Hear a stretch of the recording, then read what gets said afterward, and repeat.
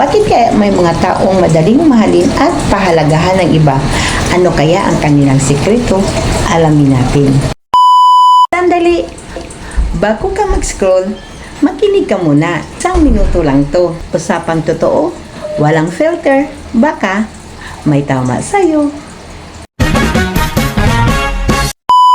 Ang pagpapahalaga sa ating kapwa ay hindi nakukuha sa ganda, yaman, o katanyagan. Ito ay nakikita sa ating mabuting asal, paggalang at pagmamalasakit sa iba.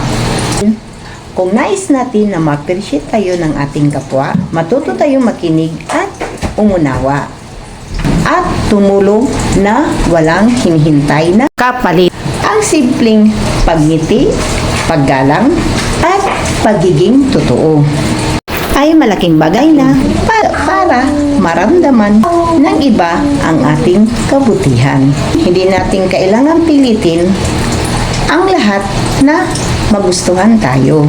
Ang mahalaga ay maging mabuting tao tayo sa harap ng Diyos at ng ating kapwa. Kapag ang ating puso ay puno ng kabutihan, kusa ito mapapansin at ma-appreciate ng mga tao na nasa paligid natin.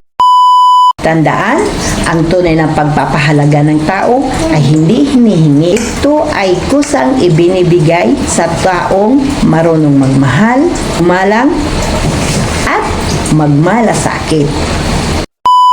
Hindi mo kailangan maging perfecto, basta araw-araw piliin mo maging totoo. Hanggang dito na lang. Sana may tumama. Ako, si Ningning Vlog Channel, pang good vibes lang. Bye-bye! Paki-share. Salamat! Please like and subscribe and click the bell. Thank you!